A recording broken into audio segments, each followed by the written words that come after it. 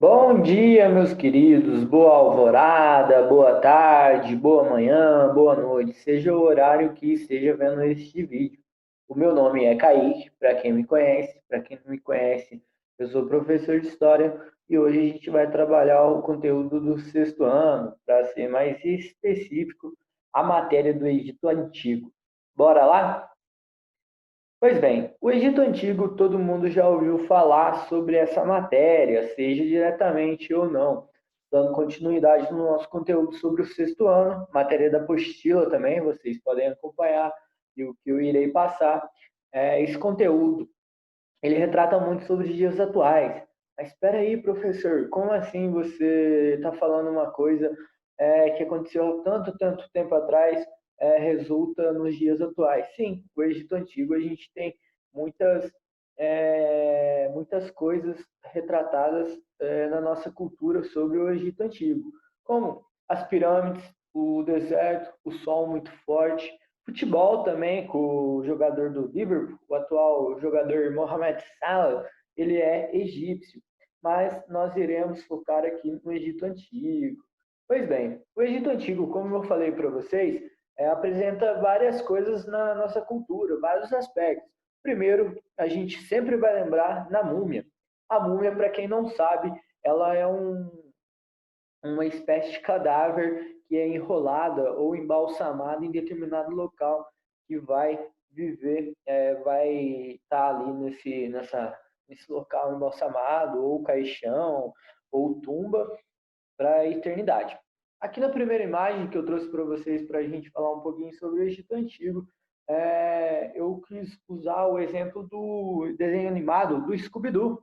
Para quem não conhece, o Scooby-Doo, ele é um cachorro, tem algumas, algumas coisas bem parecidas com nós, alguns aspectos muito diferentes de um cachorro normal. Como vocês podem ver, ele está querendo brigar ou encarando uma múmia. Essa múmia aqui, para ser específico, em todas as culturas tem, em todos os povos. Mas durante o Egito Antigo, ela era muito comum, como a gente vai ver para frente.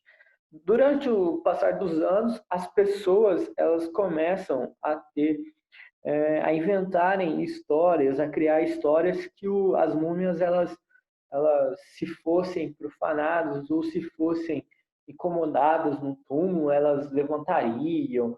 Pois bem, aqui nesse episódio do Scooby-Doo e a múmia, ele está lutando supostamente com uma múmia. E o legal do Scooby-Doo é que sempre, em todos os episódios, no final, ele retrata que no final quem faz o mal não são supostos seres de outro planeta, mas sim as pessoas. Então, deixo aqui o recadinho para vocês que fez muito parte da minha infância. Não sei se já chegaram a assistir Scooby-Doo. É um excelente desenho animado. Na segunda imagem, nós temos a capa de uma banda de rock inglesa chamada Iron Maiden. Aqui nós conseguimos reparar alguns aspectos egípcios, como a pirâmide, que nós estudaremos também mais à frente. As esfinges. As esfinges são o rosto que retratam sobre algum animal ou alguma pessoa. A gente pode reparar aqui uma esfinge do Ed. O Ed é o bichinho de estimação, né? Dessa banda chamada Iron Maiden. É que representaria a banda. E aqui nós temos também alguns animais, né? Logo abaixo, duas esfinges. A primeira esfinge representa o rosto, o busto de uma pessoa e o corpo de animal. E aí a gente tem a representação da cultura egípcia aqui nos dias atuais. Logo à frente, na terceira imagem, a gente tem também a representação do Chapolin Colorado. Chapolin Colorado, ele é um herói não muito comum. Ele é um herói que, digamos que tem vários erros, né? Ele é muito desastrado. Também aconselho a vocês assistirem, que é muito legal esse esse herói criado pela rede de televisão mexicana, Televisa. Pois bem, nesse episódio, O Chapolin ele está lutando, ele chega a lutar contra uma múmia, uma suposta múmia. E aqui nós temos o exemplo dessa múmia, à direita, que é sempre fachada, da cabeça aos pés. E logo à esquerda do Chapolin Colorado, a gente suponhamos que tem uma moça que seja representada como uma amiga aqui do Chapolin Colorado. Com certeza o Chapolin ele não viu essa múmia. Na quarta imagem, a gente tem a representação de uma pirâmide egípcia no jogo de RPG Age of Mythology. Na quinta imagem, aqui já tem a representação de um meme histórico, representando, suponho que um egípcio no deserto, e ele está dizendo ou pensando, sabe o que cairia bem aqui? Uns triângulos gigantes. Ele fazendo referência à pirâmide antiga. E, por fim, na sexta imagem, eu trouxe para vocês uma imagem que retrata o clipe da música do compositor e cantor de funk, MC Bin Laden, na música Passinho do Faraó. A gente pode reparar que aqui nessa imagem tem a representação de uma múmia, com aquelas características que eu disse para vocês, de enroladas da cabeça aos pés, e logo no ombro esquerdo do MC Bin Laden, a gente repara aqui uma pessoa que esteja representando a imagem de um egípcio antigo. Pois bem, algumas têm diversas músicas, filmes, jogos, que retrata ao Egito Antigo, como eu disse aqui para vocês em alguns exemplos. Com certeza tem mais. Porém, o que sempre nós lembramos vai ser as pirâmides, retratado no Egito Antigo, as múmias, que são mortos, que estão enrolados em faixas, que seriam supostamente acordadas por conta de alguém que queira acabar com o descanso eterno. E o deserto. Aqui são algumas das características. Pois bem, agora que nós já vimos, vamos dar início nas divisões que, como vocês sabem, eu opto muito por estabelecer que fica mais fácil a compreensão do Egito Antigo.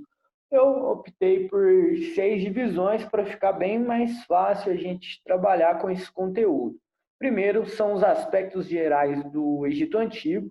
Nós veremos, por segundo, a economia do Egito Antigo. Terceiro, sociedade. Quarto, religião. 5, um pouquinho da política. E, por fim, a cultura egípcia. Pois bem, os aspectos gerais do Egito Antigo. O Egito Antigo, para quem não sabe, ele fica localizado no nordeste da África. Como a gente pode reparar aqui na imagem à direita, da sua direita no monitor, você consegue reparar em verde escuro aonde está localizado o Egito Antigo. E o Egito hoje, essa é a divisão que nós temos do Egito. Um fato muito importante da característica geográfica é que mais ou menos 80% de todo o território egípcio ele é constituído por desertos. Sim, deserto. Inclusive o deserto que faz parte deste território é o deserto do Saara, que é o mais extenso do mundo, se eu não estiver enganado. Ele é considerado o maior deserto de extensão territorial do mundo. Outros aspectos gerais do Egito Antigo, o principal que nós podemos citar aqui, que eu posso falar para vocês, é o Rio Nilo. Esse Rio Nilo é a principal característica geográfica do Egito. Ele vai cortar o país do Egito de sul a norte. Ele vai ter mais de 6 mil quilômetros de extensão territorial e, evidentemente, um rio. Ele vai proporcionar água, transporte, agricultura e vai proporcionar também 3 colheitas anuais para o povo egípcio.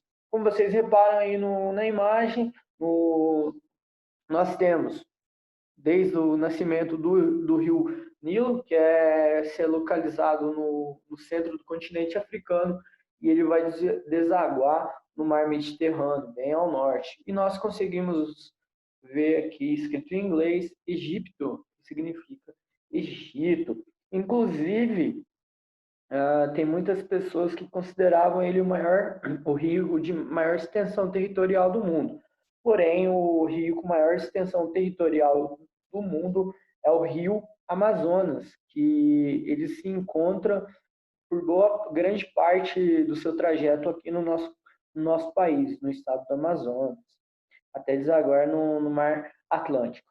Outra questão sobre o rio, que ele proporciona que várias famílias consigam se instalar perto do rio. Aqui a gente tem uma imagem atual do rio Nilo. Conseguimos encontrar algumas peculiaridades, como eu falei, de transporte, alguns barquinhos menores, tem aqui alguns maiores. Ao fundo, uma representação desértica e com isso, a gente repara um pouquinho mais sobre como que é a estrutura do Rio Egito. Inúmeros autores vão retratar, autores de livros, professores, cientistas, trabalhadores, vão ter uma ligação muito grande com o Rio Nilo, e uma deles foi o primeiro historiador, o historiador grego chamado Heródoto. Inclusive, ele fala que o Egito é a dádiva do Nilo. Segundo o seu pensamento de Heródoto, o rio Nilo vai proporcionar tudo que os egípcios têm. E o Egito vai ser grande apenas pelo rio Nilo. Evidentemente, isso não tem muito embasamento, mas por via das dúvidas eu deixei aqui para um pouquinho sintonizar nos pensamentos das pessoas que estavam convivendo com o rio e sua importância, o tamanho que ela é. A economia do Egito Antigo tem como principal atividade a agricultura. Aqui a gente consegue reparar que ela vai ser a primeira. E com isso, a agricultura para o egípcio, a gente tem o cultivo de trigo, legumes, algodão. Por baixo, um pouquinho menos importante, a gente tem a pecuária, que é a criação de porcos, galinhas, vacas, cavalos, bois. Abaixo um pouquinho o artesanato, temos a tecelagem, metalurgia e a construção de vasos de cerâmica. Essa tecelagem, no caso, é a confecção de roupas, mesmo que eles utilizavam no dia a dia. Nós teremos o comércio também, que o comércio é dividido em dois aspectos. O interno, que esse interno é bastante desenvolvido, ou seja, as cidades elas tinham intenso comércio no Egito Antigo. Porém, o externo ele vai ser pouco desenvolvido. O egípcio ele não tinha muito contato com pessoas de outros países, por conta do deserto, que eu falei para vocês.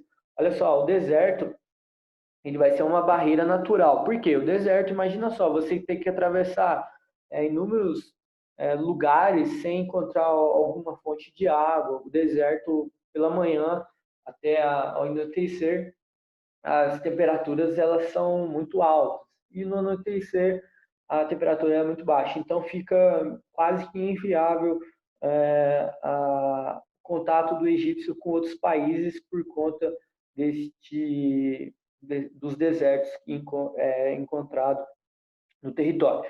A gente tem que entender que a economia do Egito ela vai ter uma questão muito importante, que é o modo de produção asiático. O que é isso, professor? Modo de produção asiático. Aqui, neste caso, o faraó, que é o rei no Egito, ele recebe o título de faraó. Aqui, o faraó ele vai controlar as terras, a produção e a distribuição de alimentos para as pessoas. Mas espera aí, professor, como que isso é possível?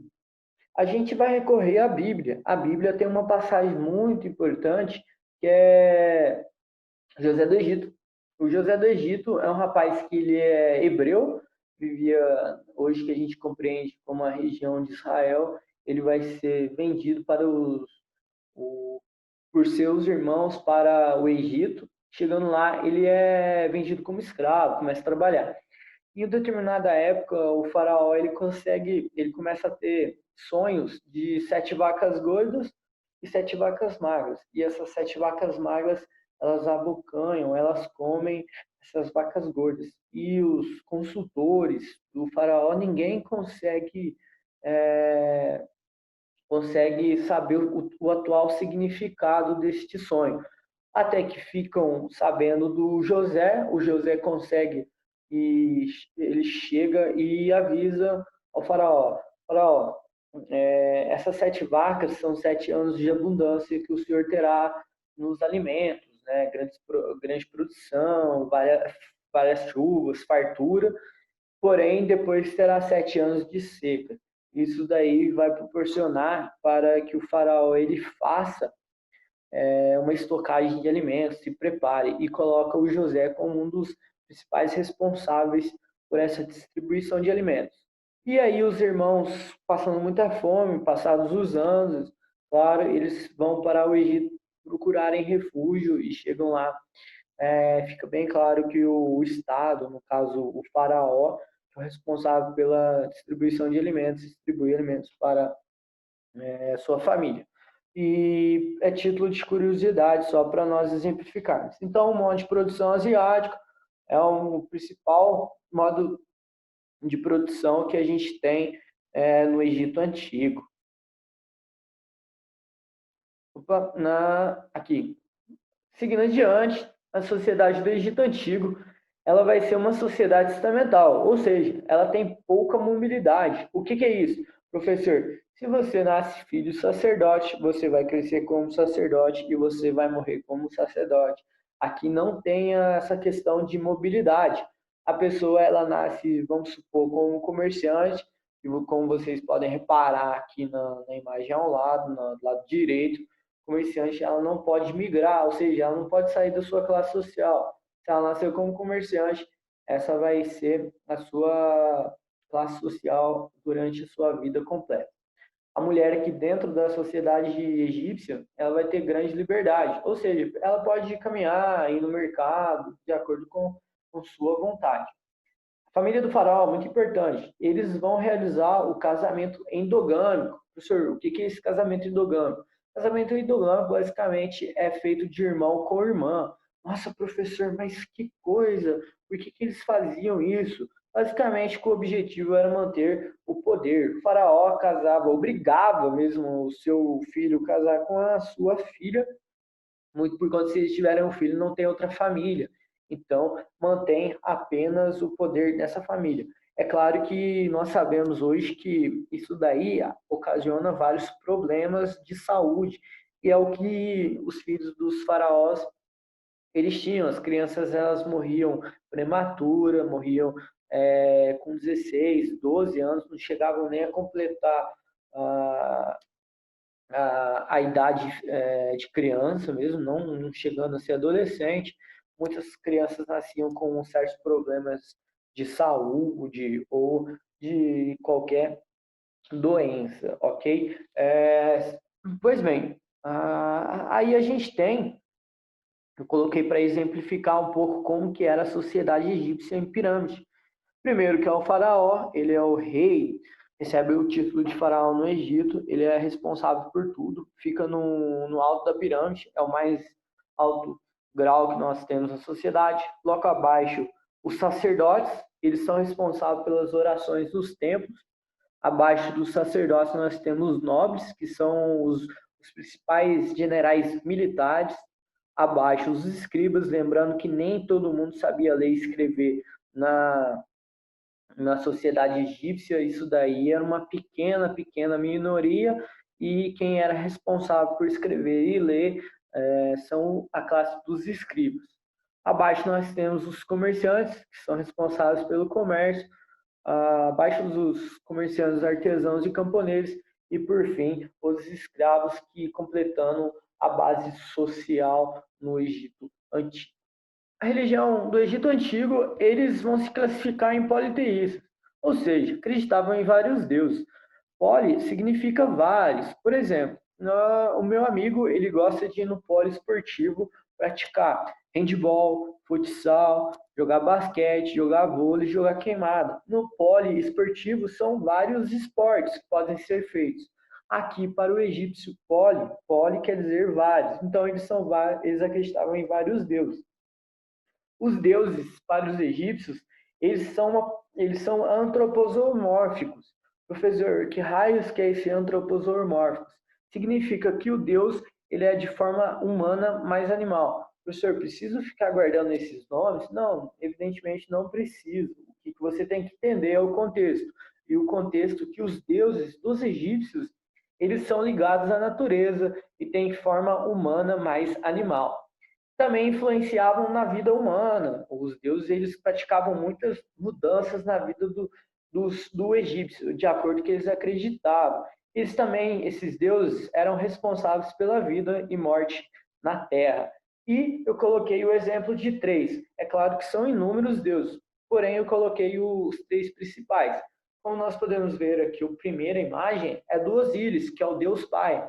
Como vocês podem ver, ele é verde. Ele, eu acho, creio eu, seja palmeirense, né?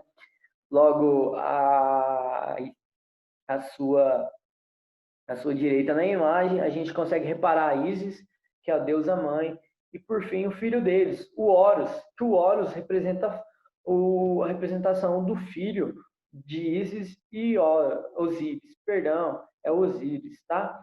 E aí o Horus, ele representa um passarinho, cabeça de passarinho e o corpo de animal. Essa daqui, esses três, o Osíris, Ísis e Horus, eles representam a trindade egípcia. E a própria religião ela vai influenciar muito a medicina, a arquitetura, matemática, pintura e escultura dentro do Egito Antigo. Ela vai modificar muitas coisas dentro da religião. Professor, como que eles vão... a religião modifica muita coisa na sociedade egípcia. A gente já vai ver. O egípcio ele acreditava na vida após a morte. E para chegar a sua alma no céu, no paraíso, ele tinha que ter dois obstáculos para alcançar a a vida eterna. Primeiro, é o processo de mumificação. Olha só, depois que a pessoa morre, é claro que vai sobrar o corpo humano. E o que acontece? As pessoas, eles vão desidratar o corpo, vão retirar os órgãos, coração, os pulmões, os rins e colocarem em jarros de vasos de barro, que a gente pode ver aqui no lado direito a representação de uma mumificação. Aqui nós temos o corpo deitado e aqui pessoas fazendo o processo de mumificação, rolando o corpo dessa pessoa, desse morto, né, desse morto em faixas. Eles embalsamavam o próprio corpo depois que se faziam a retirada dos órgãos, a desidratação e a processos de enfaixamento, colocavam em tumbas. E normalmente essas tumbas, elas, de acordo com o alto grau da pessoa, se ela fosse muito rica, ela fazia tumbas de ouro. A gente tem aqui ó, a representação de uma esfinge, né, que é um rosto que vai ser posto na tumba. E também nós temos essa questão de rolar com faixas de limbo, como vocês podem ver na imagem, e somente os mais ricos tinham condições de fazerem o processo de mumificação. Todo egípcio ele poderia fazer esse processo, mas apenas os mais ricos tinham condições de fazer um processo de mumificação completo.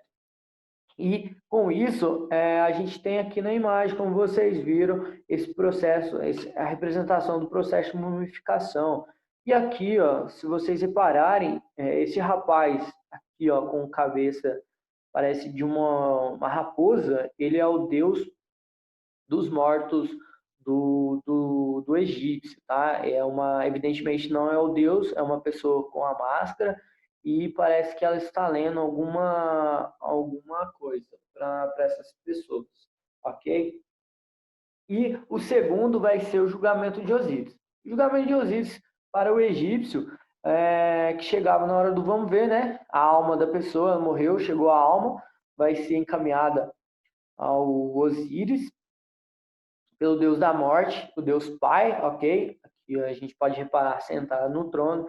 E esse aqui, ó, esse Deus Pai, ele ia julgar a pessoa. Como seria feito o julgamento? Eles colocariam de um lado direito o coração da pessoa e do lado esquerdo, aqui na lado direito, perdão, eles colocariam uma pena ao Deus. E se a pena pesasse mais o coração, significaria que a pessoa ela fez só a pena, ela fez apenas coisas boas, atitudes boas na sua vida em terra. E aí essa alma ela estava propícia a ir para o paraíso. Pois contrário, se o coração ele fosse muito pesado, essa pessoa ela teria a alma dela levada ao inferno. Essa imagem ela representa um pouquinho, tá, sobre esse suposto julgamento de Osíris. No caso, ela faz parte da cultura egípcia. Aqui nós podemos ver a alma do indivíduo que vai ser julgado, né?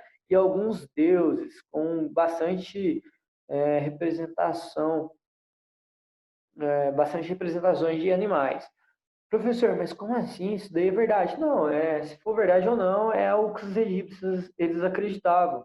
Inclusive, alegavam que quando a pessoa fazia uma atitude ruim, ele mentia para alguém, fazia o mal para a pessoa que gosta, o coração ficava apertado por causa disso, que o coração ele carrega os pecados durante a vida. Beleza? A religião do Egito tem algumas curiosidades também, como que os animais eles poderiam ser mumificados, os gatos principalmente, porque dentro do Egito antigo, da cultura, eles acreditavam que os gatos eles eram animais divinos, por conta que o gato, todo mundo sabe, gosta de caçar rato. Então o rato ele traz doenças, ele é sujo, o egípcio adotava o gato como um animal que traria paz, trazia segurança. Eles também, essas próprias pessoas, elas eram sepultadas nas pirâmides.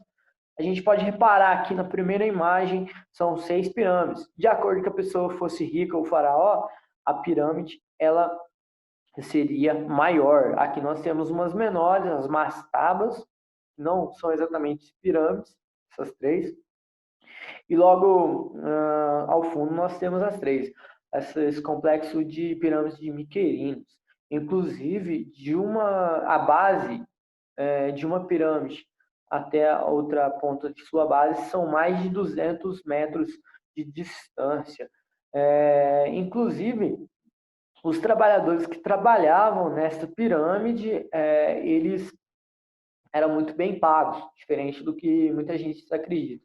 Há estudos comprovando essa veracidade que os trabalhadores que atuavam na pirâmide, eles eram muito bem pagos. Acreditavam também que tudo que a pessoa conseguisse em vida, ela levaria após a morte. Com isso, tudo que o faraó conseguisse em ouro, pedras preciosas, recursos naturais valiosos, ele levaria na sua vida após a morte. Então, se criou um hábito gigante no Egito Antigo de eles, eles sepultarem tudo que a pessoa conseguiu em terra junto com ele no seu túmulo. É claro que nos dias atuais aí várias pessoas elas querem encontrar os túmulos egípcios porque é muito comum encontrarem várias peças de luxo, várias peças com ouro, adornadas em ouro.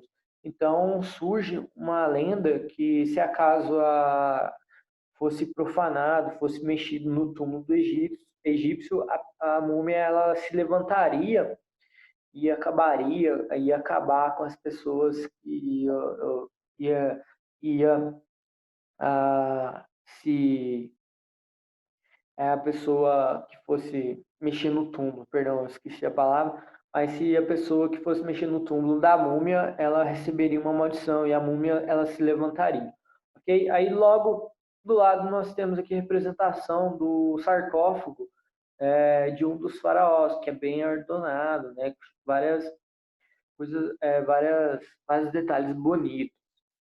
Logo à frente, a política no Egito Antigo, ele vai ser dividido em 2 períodos, o período pré-dinástico e o período dinástico. A política, basicamente, o primeiro período, que é o período pré-dinástico, mais ou menos 4.000 a.C. e vai até 3.200 a.C. Professor, precisa ficar guardando nome e data? Eu venho reforçando novamente, não precisa, a gente tem que saber o que acontece. Eu apenas coloco essas imagens, essas datas e esses nomes para a gente se situar, saber o que está acontecendo. O Egito, no período pré-dinástico, ele era dividido em cidades-estados independentes, chamadas nomos. Então, cada cidade-estado tinha um rei chamado nomarca, era o governante. Mais ou menos 3.000 a.C., 3.500, perdão, houve a formação de dois reinos. Então, o reino do Baixo Egito, que ficava no norte, e o reino do Alto Egito, que fica no sul. Mais ou menos 3.200 a.C., um rei chamado Menés, ele que era rei do Alto Egito, vai conquistar o Baixo Egito, e aí ele vai se unificar, vai unificar os dois reinos e vai se tornar o primeiro faraó. Em sinal de respeito, ele vai introduzir a coroa do Alto Egito no Baixo Egito, em sinal de respeito entre os dois reinos. E ele, ao momento que se torna o primeiro faraó, ele tem a coroa do Baixo Egito em vermelho, como vocês veem aí embaixo, e em branco do Alto Egito. E com isso vai dar início ao período dinástico, que vai mais ou menos 3.200 a.C. até mais ou menos 525 a.C. Aqui, o poder do faraó vai ser centralizado. Então, todo o poder no Egito vai ser centralizado nas mãos do faraó, que era considerado um deus vivo na terra. Tem a construção das grandes pirâmides, canais de irrigação, barreiras, formação de um exército. E os principais faraós vai ser o Tutmés III, Ramsés II, Ramsés III. Nome de gato, tá? Fica bacana. Inclusive, o meu gatinho, ele se chamava Ramsés. Hoje, o coitadinho não está entre nós. Tocando ao barco, o Egito também, nesse período dinástico, ele vai sofrer inúmeras invasões de povos estrangeiros. A gente tem o exemplo dos Hicsos, assírios e persas. E só a título de curiosidade, os persas chegavam nas cidades egípcias, né? Eles viram que não tinha como combater muito o exército egípcio. O que eles vão fazer? Eu não sei se vocês já chegaram a ter o contato tem uma raça de gato que se chama persa. São uns gatões mesmo, eles são grandes. Inclusive, eles têm uns bigodões grandes, uns pelos bem grandes. E aí, o que os persas fazem? Os persas, eles colocam os gatos em catapultas, chegavam nas cidades e começavam a jogar os gatos da catapulta e até na cidade. E os gatinhos, eles imaginam só aqueles sons de gatos voando por cima da cabeça dos soldados. E é claro que quando o gato caía, imagina, o gato viajou mais de 40 metros com uma catapulta, mais de 10 metros do chão. Cara, que caísse no chão, por mais que tinha 7 vidas, morria. Então, os egípcios ficaram com medo, porque para o egípcio o gato era um deus, um ser muito sagrado, falando melhor, na terra. Então, eles se renderam aos persas. Ok? E a cultura do Egito Antigo, por fim. Nós temos a medicina, que os egípcios tinham total conhecimento do corpo humano. Lembra só que eu falei que eles retiravam os órgãos dos mortos para fazer o processo de mumificação. Então, eles vão conhecer muito bem como é o processo, o corpo humano. Eles eram especialistas em olhos, dentes e cirurgias. Na arquitetura, a gente vai ter a construção de pirâmides, que eu falei para vocês, mastabas, que são menores pirâmides, não são tão grandes como as principais que nós temos, inclusive até hoje no Egito. A matemática, eles conseguiam fazer o cálculo das áreas das figuras geométricas. Tem também o desenvolvimento da pintura, que exaltavam os deuses e os faraós e representavam o cotidiano dos egípcios. Aqui eles praticavam muito a pintura sobre esses três aspectos, de deuses representando os faraós e o cotidiano do egípcio, como ele trabalhava, onde que ele ia. Nós teremos também a escrita hieroglífica, tá? Isso daqui é importante nós sabermos, que representava símbolos e ideias. E aí, em 1822 depois de Cristo, vai ser decifrado por um francês que achou a pedra de Roseta, que lá tem várias escritas, tinha em 3 línguas, e eles conseguem, os cientistas franceses, descobrir sobre o significado das palavras, das letras hieroglíficas que era usada no Egito Antigo. A título de curiosidade, o rapaz que conseguiu decifrar se chama Champollion. E aí, por fim, a gente tem uma imagem, como vocês podem ver, representando um alfabeto egípcio. Esse passarinho aqui de primeiro representa a letra A, o braço, a letra B, junto com a perna, aí a letra C, D, E e assim por diante, ok? Espero que vocês tenham gostado dessa aula do Egito Antigo e qualquer dúvida eu estarei à disposição de vocês. Espero vocês para as próximas aulas. Obrigado.